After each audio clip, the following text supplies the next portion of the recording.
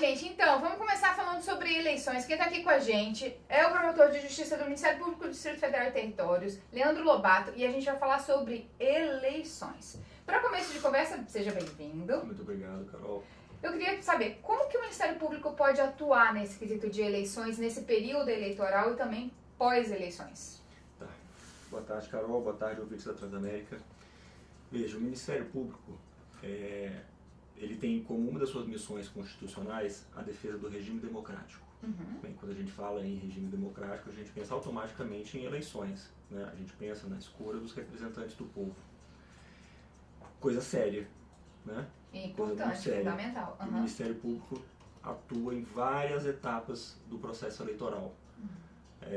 A gente viu recentemente aí, teve um candidato à presidência que o registro da candidatura dele sofreu várias impugnações. O Ministério Público Eleitoral foi um dos que impugnou. A candidatura em si. Impugnou a candidatura daquele candidato. E o Ministério Público atua em vários momentos, atua inclusive também na apuração de crimes, cuidando para que vários ilícitos sejam punidos, não só crimes, outros ilícitos também. E aí eu queria puxar um fio aqui, porque tem alguns ilícitos que são super importantes, que eu acho que a gente, eu não posso sair daqui sem falar a respeito deles, tá certo? O primeiro deles é a corrupção eleitoral, é coisa muito grave. E a gente já viu que o nosso sistema político, a gente viu com a Lava Jato, né, que o nosso sistema político está infiltrado e o Ministério Público brasileiro como um todo tomou essa tarefa de combater a corrupção. Esse combate que vem por via de repressão, mas também por via de educação. Agora aqui a gente vai falar de repressão mesmo. Quando a gente fala de corrupção eleitoral, a gente pensa, primeiro, alguém que compra o voto ou a abstenção de um eleitor. E essa compra de voto, é importante a gente falar que não necessariamente precisa envolver moeda, né? Não precisa ser moeda, pode ser qualquer vantagem. Essa vantagem pode ser, por exemplo, um cargo público, pode ser, vamos imaginar, um tratamento médico, pode ser N coisas. Então, quando um candidato te fala, vota em mim que eu ajudo a arrumar seus dentes, ou vota em mim que eu consigo para você um emprego melhor lá no meu gabinete. Perfeito. Isso é compra de votos. Isso é compra de votos. Tá? E mesmo que o eleitor não aceite, mesmo que essa promessa não seja cumprida, a mera oferta já configura o crime. E a corrupção eleitoral é interessante, porque não é só aquele que compra o voto que pratica o crime, não. Aquele que oferece, aquele que vende o voto também. Tipo, eu voto em você se você me der um cargo.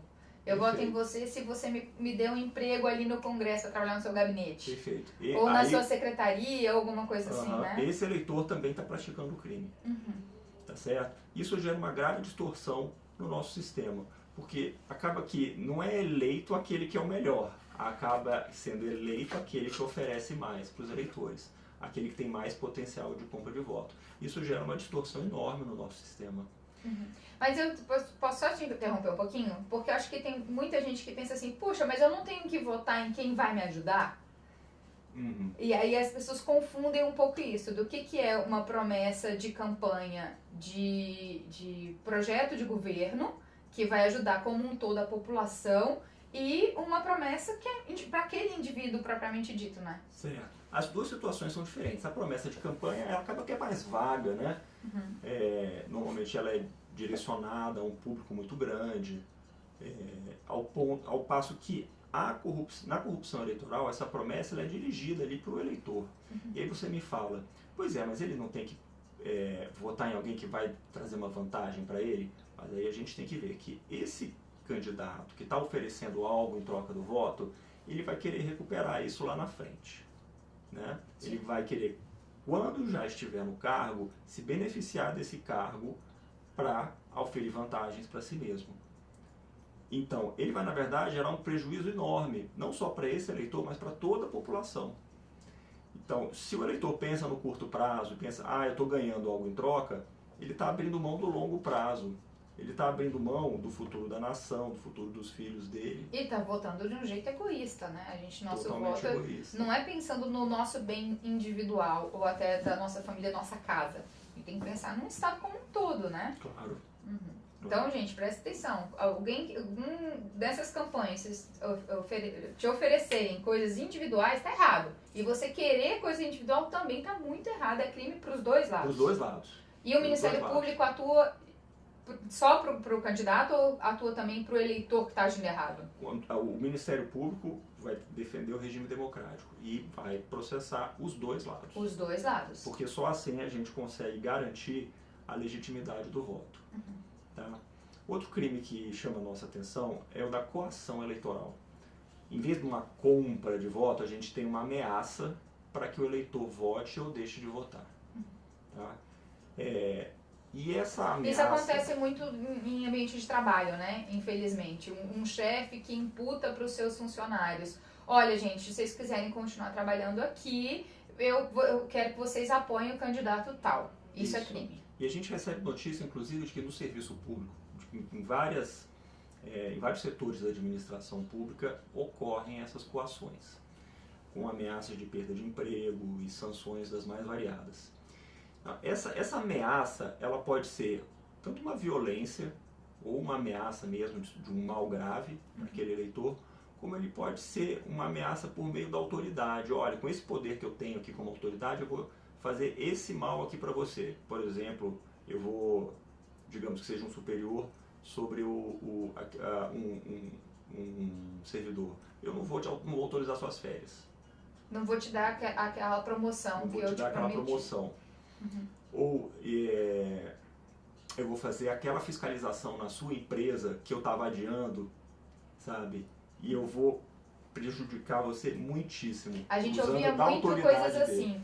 No governo de fulano de tal, a fiscalização é muito mais severa. Isso é uma forma de ameaça?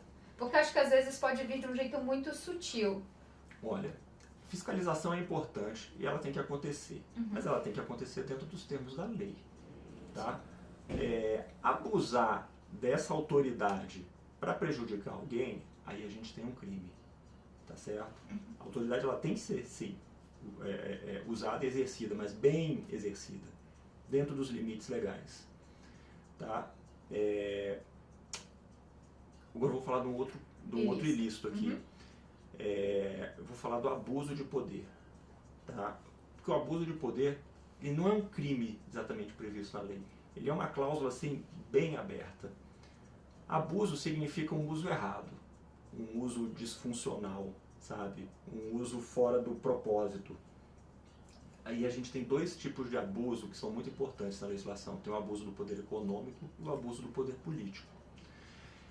Abuso do poder econômico vai ocorrer quando tiver um uso de recursos patrimoniais, quer dizer, de dinheiro, de patrimônio mesmo, dos quais aquela pessoa tem controle. Essa pessoa não precisa ser o candidato, tá? Mas essa pessoa vai usar esses recursos patrimoniais de uma forma excessiva, tá? De uma forma exagerada, fora da finalidade desses recursos patrimoniais. Tem um exemplo assim? Com a finalidade de obter votos. Tem sim. Por exemplo, eu vou te dar alguns que são parecidos com a corrupção eleitoral, tá? Mas não são todos. Por exemplo, o fornecimento de material de construção para alguém, independentemente do pedido de voto. Mas ele usa o dinheiro da campanha pode ser da campanha, pode ser de fora da campanha. Pode ser uma pessoa que nem esteja envolvida na campanha. Pode ser um parente do candidato, por exemplo, que sai fornecendo material de construção para todo mundo da vizinhança. E o que ele quer ganhar com isso? Ele quer ganhar a simpatia dos eleitores. Popularidade, olha como ele é legal. Me ajudou olha aqui. Ele é legal. É uma filantropia que tem está disfarçada e tem ali por trás um abuso. Tá certo? Fantasiada, né? Uma filantropia fantasiada. É uma filantropia fantasiada. A oferta de tratamento de saúde, por exemplo. Puxar o seu nome. Vou puxar seu nome ali da lista, que você está na lista tal para o atendimento. Vou dar o meu jeitinho, né? Eu vou te puxar para frente. Isso a gente vê, sabe? O sujeito passa na frente, na fila, para um determinado tratamento de saúde, uma cirurgia, para receber medicação para alguma situação de saúde. E com isso aí a gente tem um abuso de poder. Se for um servidor que estiver praticando, é um abuso de poder político. E no caso desse, se for descoberto, todos são punidos. Quem teve o nome puxado e quem fez esse ato de levar esse nome para frente da lista? Também. Bem, É porque aqui a gente vê muito uma cultura do me dei bem, né? Me dei bem. Quando alguém faz isso pro outro tá errado, mas se fez pra mim, nossa, me dei bem. Pois é. Só que a gente tem um problema ético grave aí, né? Se todo mundo se dá bem, na verdade está todo mundo se dando mal no final das contas. Exatamente. A gente precisa de reformular essa nossa forma de agir em sociedade, porque esse tô me dando bem gera um prejuízo enorme pro país. É isso aí. Tá. A gente vai de música agora, não deixa de participar, 996861001. Se você já testemunhou algumas dessas situações, fica atento também que a gente vai explicar como que faz para denunciar.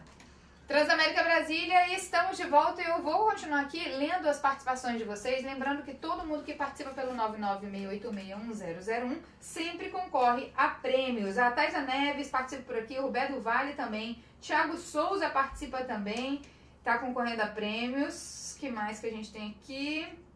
Perdi aqui. Boa tarde, Carol. Overdose de eleições hoje, mas é importante o assunto. Queria entender melhor por que quem vira réu em algum processo já não se torna inelegível com ficha suja imediatamente. É o André Penha que pergunta. Por que não é imediato? Assim, quando se tornou réu, por que imediatamente não vira ficha suja? Olha, a lei da ficha limpa, que ampliou as causas de inelegibilidade, ela tinha que jogar com dois valores que são importantes. Primeiro, proteger as eleições daqueles que não são aptos a exercer cargos públicos, mas por outro lado, também dar alguma segurança jurídica para que não se tornasse todo mundo inelegível. Certo.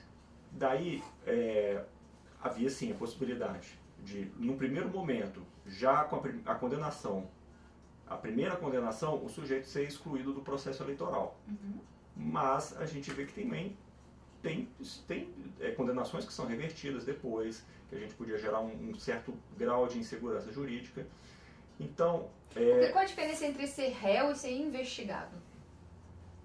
Olha, pensando em termos criminais, assim, aquele que é investigado, existe um fato que pesa contra ele, uma suspeita, e essa suspeita está sendo investigada, está sendo apurada. No momento seguinte, surge um processo com uma acusação formal contra ele. Nesse momento, quando ele é notificado, quando ele é informado dessa acusação que existe contra ele, feita por um órgão público, aí ele se torna réu. Aí sim, é como se fosse mais pesado, como se tivesse agravado. É mais pesado. E aí, a partir desse momento também, já surge o devido processo legal, ele tem a possibilidade de se defender. Entendi. Posso voltar para aquele assunto do abuso? Pode. Rapidinho.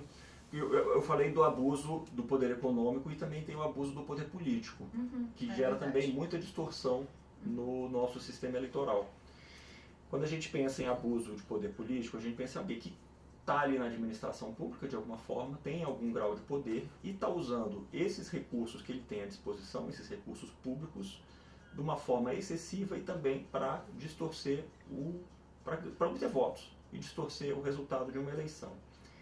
Isso pode acontecer, por exemplo, quando alguém usa de bens públicos, seja móveis ou imóveis, né? A gente pode pensar em usar uma repartição pública, usar um veículo, ou outros bens numa campanha. Da mesma forma, usar um servidor público durante o expediente de serviço na campanha, para trabalhar para ele em campanha. Trabalhar na campanha. Essas são algumas formas de abuso de poder político. Entendi. E aí um servidor, nesse caso, fica meio que numa saia justa para enfrentar ali aquela pessoa que está ordenando ela, né, de fazer uma coisa que ela está percebendo que está ilícita, né? Claro, porque mas ele sabe que pode ter uma consequência negativa para ele também. Ele depende daquela pessoa que pode estar até coagindo, não é mesmo? E o Ministério Público precisa da ajuda da população. Precisa da ajuda dos ouvintes da Transamérica, porque o Ministério Público e a polícia não estão em todos os lugares. A gente não consegue ver e apurar todos os ilícitos. Isso funciona através de denúncia, né? Claro. Tem que ser motivado ali. Isso. E o Ministério Público tem agora um aplicativo que é disponível tanto para Android quanto para iOS, e é um aplicativo levezinho, tem só 8 MB. E esse aplicativo permite que o o cidadão faça a denúncia diretamente para o Ministério Público. A denúncia ela pode ser anônima? Pode, ela pode ser anônima. Mas olha só, é importante que você tenha tocado nesse assunto, porque a gente tem recebido algumas denúncias anônimas que vêm incompletas, vêm com pouca informação e que não permitem uma devida apuração, uma devida investigação. Tem que ter ali um mínimo de informação, né, para que comece alguma investigação, né? E aí acaba que muitas dessas denúncias acabam arquivadas porque a gente não tem como prosseguir. Uhum. É ruim porque a gente não consegue melhorar o nosso sistema, e é ruim para o cidadão também porque ele acha que não aconteceu nada. Como é anônimo, ele nem mesmo recebe um feedback, a gente não tem como fazer contato com ele depois. No aplicativo existe a possibilidade de fazer a denúncia anônima, mas tem uma possibilidade também do cidadão colocar todos os dados qualificativos dele e pedir que a denúncia seja sigilosa. Que é diferente. Anônimo é uma coisa e sigiloso é outra. Isso. A sigilosa funciona da seguinte forma. Ele vai colocar todos os dados qualificativos dele, vai colocar nome, endereço, telefone, só que isso tudo vai ficar guardado. Vai ficar sigiloso sob a guarda da ouvidoria do Ministério Público. E aí a ouvidoria vai encaminhar o restante da denúncia para algum promotor de justiça, para alguém que vai apurar aquele fato. Se for necessário pegar mais alguma informação com esse cidadão que fez a denúncia, a gente tem como, o promotor de justiça tem como provocar a ouvidoria, para a ouvidoria fazer contato com o cidadão. Mantendo o sigilo dele. Mantendo o sigilo. Só é para completar alguma informação ali que ficou faltando. Para completar alguma informação e até mesmo para ele receber um retorno. Um retorno de que foi arquivado ou que a investigação foi adiante. Ou foi indeferido que teve algum resultado. Então, para o Ministério Público é muito melhor se o cidadão fizer a denúncia da maneira sigilosa e não da maneira anônima. E com o maior número de informações possíveis, né? Claro. Qual que é o nome do aplicativo? Olha, para fazer a busca pelo aplicativo, basta escrever MPDFT na busca, tanto na loja do... MPDFT. Isso, MPDFT, na busca do Android ou do iOS. Beleza. Eu vou correr aqui com a participação, porque tem muita gente mandando mensagem, o nosso tempo já está acabando. O Jonathan Quinto Aragão diz: bom dia, Carol, ótimo tema, quero prêmios. Não vamos confundir urna com pinico, galera. Deixa o recado dele. Tem uma galera participando, não sei se vai dar tempo de ler de todo mundo. Boa tarde, galera do 360. Gostaria de saber do convidado se eu, como eventual proprietário do espaço de evento, posso proibir um candidato que pagou ingresso de fazer campanha política durante a realização de um show dentro do espaço. Pode sim. É o Evandro Oliveira. Pode sim. Pode sim. Aliás, olha só, se ele é dono de um espaço de evento, é importante. A propaganda política, o que a lei coloca? Que nos espaços abertos ao público, ainda que sejam privados, não é permitida a propaganda política. Então pronto, tá aí, Evandro, tá? Não pode. Então, por exemplo, cinemas, teatros, tudo isso igrejas, tem que ter controle. Nenhum lugar desses é permitido propaganda. É isso aí. Então, Evandro, você pode ir lá dizer que não pode mesmo, independentemente dele ter pago ingresso ou não. É vergonhoso um político agir desse jeito corrupto. Por isso o Brasil não vai pra frente. Precisamos de pessoas novas e com ideias novas. É a mensagem do Ali Faria. O Diego Machado pergunta se existe o estelionato eleitoral, ou seja, quando alguém promete uma coisa que sabe que não conseguirá cumprir. Também bem rapidinho, doutor. Tá, olha só, essa situação do estelionato eleitoral, que é super comum, ela não configura crime, tá? O que o cidadão tem que fazer numa situação dessa? O que a sociedade civil tem que fazer? Tem que se organizar, tem que cobrar. Tem que cobrar do político, tem que ir atrás dele. E não sei se os ouvintes sabem, mas o que é mais importante para um político é a imagem dele. Se a imagem dele, de alguém que não cumpre as promessas, é exposta, isso é a pior coisa que existe para um político. É isso aí. A Bruna manda, mind your manners, ass. Bora botar direito, Brasil. Só me mata de orgulho, Carol. Obrigada. Boa tarde, Carol. Me coloca nos prêmios Ana Ribeiro.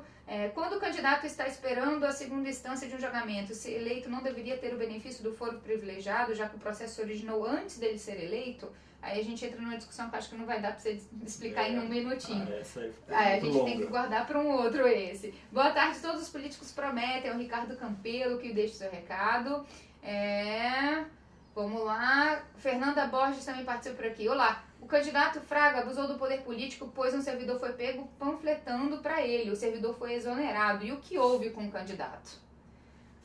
Fica eu aí, não posso né? falar desse caso específico que eu não conheço, mas... Mas tem que denunciar isso aí e a gente tem que ir atrás, porque se isso aconteceu, a punição tem que vir pros dois, né? Claro. Pra quem colocou e pra quem não fez. Eu super agradeço a presença do promotor Leandro Lobato, obrigada. Passou rápido demais. Foi rápido, né? Foi rápido. Eu que agradeço, Carol. Eu acho que a gente vai ter que fazer um outro sobre eleições até o fim, viu? Até o segundo turno, que provavelmente vai ter. A gente vai ter que fazer outro porque não deu tempo de responder as perguntas de todo mundo. Eu fico por aqui e volto amanhã com mais Transamérica 360 pra vocês.